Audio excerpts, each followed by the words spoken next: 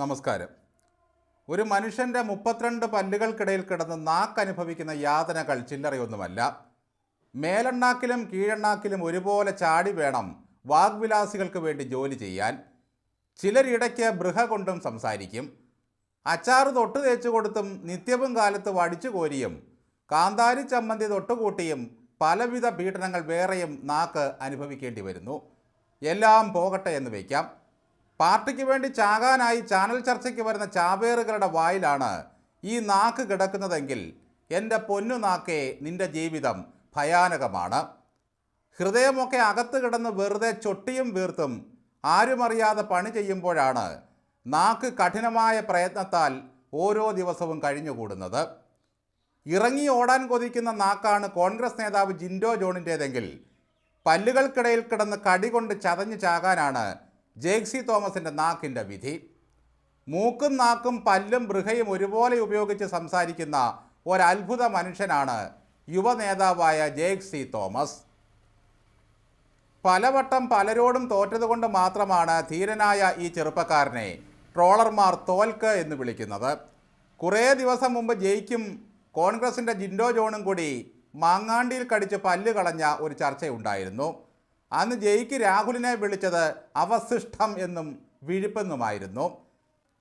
അക്ഷരപ്പുടതയില്ലാതെയും ചിലപ്പോൾ ജയിക്ക് സംസാരിച്ചു കളയും. പുള്ളി രാഷ്ട്രീയം എന്ന് പറയാറില്ല, രാഷ്ട്രീയം എന്നേ പറയൂ. അതിന് ജയിക്കിനെ കുറ്റം പറഞ്ഞിട്ട് യാതൊരു കാര്യവുമില്ല. മഹാപണ്ഡിതനും വാഗ്മിയുമായ അഴീക്കോട് മാഷും രാഷ്ട്രീയം എന്നേ പറയുമായിരുന്നുള്ളൂ. കഴിഞ്ഞ ദിവസത്തെ മാതൃഭൂമി ചർച്ചയിൽ ജയിക്കിൻ്റെ പ്രകടനം തീ പാറുന്നതായിരുന്നു. CPMകാരുടെ ലോകമാതാ ജനനിയായി പരിലസിക്കുന്ന ശൈലജ ടീച്ചറുടെ കാര്യം പറയുമ്പോൾ കണ്ണ് നിറയാറുണ്ട് ജയിക്കിന്. ഇതാ മറ്റൊരു ടീച്ചർക്ക് വേണ്ടിയാണ് സഖാബ് ഇന്നലെ വികാര വിജൃംഭിതനായത്.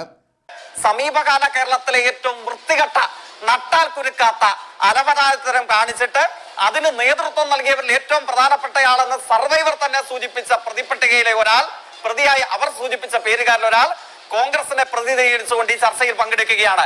എങ്ങനെ ഈ ചർച്ചയിൽ അന്തസ്സുള്ള മനുഷ്യന്മാർക്ക് തുടരാൻ വേണ്ടി കഴിയും? ഇതിപ്പോഴും മുമ്പിൽ വാർത്താ സമ്മേളനം നടത്തവേ സൂചിപ്പിച്ച ഈ ആഗോള അധമന്മാരുടെ പട്ടികയിലെ പേരുകാരിൽ ഒരാൾ. എന്റെ മുമ്പിൽ പ്രതിപട്ടികയിൽ പോലീസ് അച്ചടിച്ചു തന്ന പേരുകളല്ല ഉള്ളത്.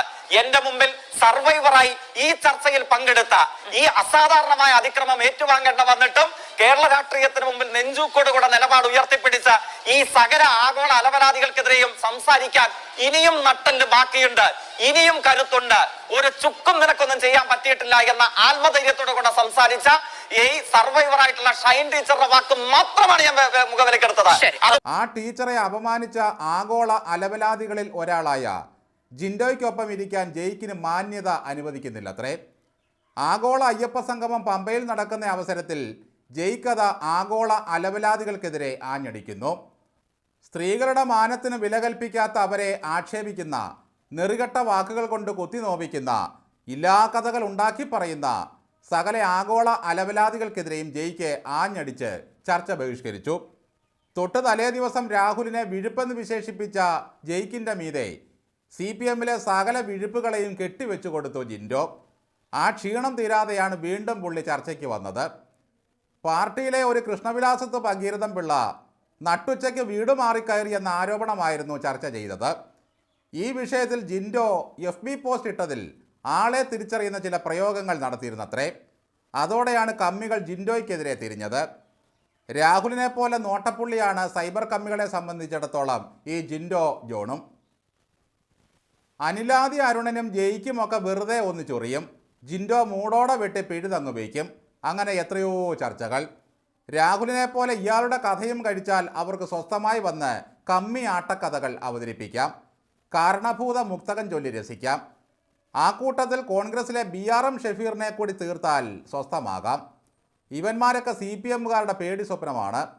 പറഞ്ഞു വരുന്നതിനിടയിൽ ഭഗീരഥൻ പിള്ളമാർക്ക് ഉണ്ണികൃഷ്ണൻ എന്ന പേരുണ്ട് എന്ന് പറഞ്ഞുപോയി ജിൻഡോ.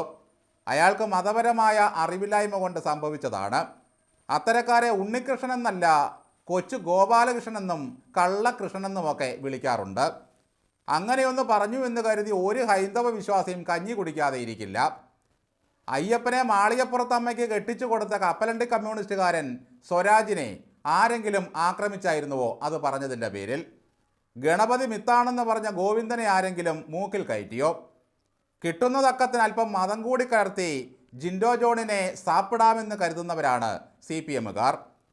ഇവിടുത്തെ ഓരോ ചർച്ച കഴിയുമ്പോഴും ഈ ജയിക്കിന് ജനപ്രീതി കൂടുകയാണോ കുറയുകയാണോ? ചാനൽ ചർച്ചയിൽ ജിൻഡോയ്ക്കൊപ്പം ജയിക്ക് ഇനി ഇരിക്കില്ലത്രേ. അന്തസ്സുള്ള മനുഷ്യനാണ് അങ്ങേര്. ആഗോള അലവലാദികളാണ് മറ്റുള്ളവരെല്ലാം. ജയിക്കിനെ പുതുപ്പള്ളിക്കാർ നിയമസഭയിൽ അയക്കാതെ കാത്തതാണ്. നിയമസഭയ്ക്കകത്ത് എത്ര പേരാണെന്നോ ഈ ഗണത്തിൽപ്പെടുന്നവർ. പാർട്ടിയിൽ ഏത് കമ്മിറ്റിയിലാണ് ജയിക്ക് എന്നറിയില്ല. ആഗോള അലവലാദികളാകാൻ യോഗ്യതയുള്ള എത്രയോ പേർ അവിടെ ഉണ്ടെന്നറിയാമോ ജയിക്ക്? എവിടെ സ്ത്രീകളുണ്ടോ അവിടെ ദേവതയുടെ ആരാമമാണെന്ന് വിശ്വസിക്കുന്നവരാണ് കമ്മ്യൂണിസ്റ്റുകാർ. സ്ത്രീകളെ പൂജിച്ചും സ്നേഹിച്ചും ആദരിച്ചുമാണ് ഈ കമ്പനി കഴിഞ്ഞുകൂടുന്നത്. എതിർ രാഷ്ട്രീയക്കാരെയും അവരങ്ങനെയാണ് കാണുന്നത്. ജയിക്കിൻ്റെ കണ്ണുകൾ നിറയുകയായിരുന്നു. നിരപരാധിയായ ഒരു ടീച്ചറുടെ കുടുംബത്തെ ഓർത്ത്. വളരെ നല്ല കാര്യമാണ്. ഒരു നിരപരാധിയും കണ്ണീർ പൊഴിക്കാൻ ഇടവരുത്തരുത്. TP ചന്ദ്രശേഖരൻ വെട്ടുകൊണ്ട് മരിച്ചപ്പോൾ KK രമ അനാഥയായ ദിവസം കരഞ്ഞു തളർന്നു ജയിക്ക്. ആന്തൂർ സാജൻ ആത്മഹത്യ ചെയ്തതിൻ്റെ ദുഃഖഭാരത്താൽ ഒരാഴ്ച പുറത്തിറങ്ങിയില്ല. ദേശാഭിമാനി ആ സ്ത്രീയെപ്പറ്റി വേണ്ടാതിനങ്ങൾ എഴുതിയതിൻ്റെ പിറ്റേന്ന് മുതൽ ആശാൻ ദേശാഭിമാനി ബഹിഷ്കരിച്ചു. വിജയരാഘവൻ രമ്യ ഹരിദാസിനെ ആഭാസത്തരം പറഞ്ഞപ്പോൾ പല്ല് ഞറമി പ്രാഗി ജയിക്കും. ഉമ്മൻചാണ്ടിയെയും കുടുംബത്തെയും VS മുതൽ SFIക്കാർ വരെ ഊടുപാട് തെറി പറഞ്ഞപ്പോൾ 2 ആഴ്ച ജയിക്ക് പള്ളിയിൽ പോയില്ല. രാഷ്ട്രീയത്തിൽ പ്രവർത്തിക്കുന്ന ഏത് സ്ത്രീകളുടെയും അന്തസ്സിനെ മാനിക്കുന്ന ആ പ്രസ്ഥാനം ഏതാണെന്നല്ലേ? അതാണ് മാനവികത മഹാമേരുവായി പൊക്കി നിർത്തിയിരിക്കുന്ന മാർക്സിസ്റ്റ് പാർട്ടി. മറിച്ച് കോൺഗ്രസ്സിലോ അലവലാദികളുടെ ആഗോള സംഗമമാണ് അവിടെ നടക്കുന്നത്. ജയിക്ക് ചർച്ചയ്ക്ക് വന്നതുകൊണ്ട് മാത്രമാണ് പിണറായി സർക്കാർ മൂന്നാമതും വരുമെന്ന് ജനം ഉറച്ചു വിശ്വസിക്കാൻ കാരണം. ദയവായി ജയിക്ക് പിന്തിരിയരുത്. ഈ ആഗോള അലവലാദികളെ നമുക്ക് ആശയപരമായി തന്നെ നേരിടണം. അതിനുള്ള കഴിവ് അങ്ങേക്കുണ്ട്. ഈ പാർട്ടിയെ തീപാറുന്ന വാക്കുകൾ കൊണ്ട് ഏതെങ്കിലും എതിരാളികൾ കശക്കാൻ തുടങ്ങിയോ അപ്പോൾ തുടങ്ങും അവരെ തേജോവധം ചെയ്യാനുള്ള പണി. അക്കൂട്ടത്തിൽ പാർട്ടിയുടെ നോട്ടപ്പുള്ളിയാണ് ജിൻഡോ ജോൺ. ക്ഷോഭിക്കുമ്പോൾ അയാളുടെ വാക്കിന് പ്രഹരശേഷി കൂടുതലാണ്. മിണ്ണത്തരം പറയാൻ അടിമച്ചോറുണ്ടുവരുന്ന മൊണ്ണകൾക്ക് എതിരിട്ട് നിൽക്കാനുള്ള വിഭവങ്ങൾ ഒന്നും കയ്യിലുണ്ടാകില്ല. കാരണം ഇവരുടെ മൂത്ത നേതാക്കന്മാർ കാണിക്കുന്ന ആഭാസത്തരങ്ങൾ ഒരു മല പോലെ പൊങ്ങി നിൽക്കുകയാണല്ലോ കൺമുമ്പിൽ. ഇനി ബഹിഷ്കരണമേ രക്ഷയുള്ളൂ. പകുതി പ്രാണനെങ്കിലും ബാക്കി കിട്ടുമല്ലോ.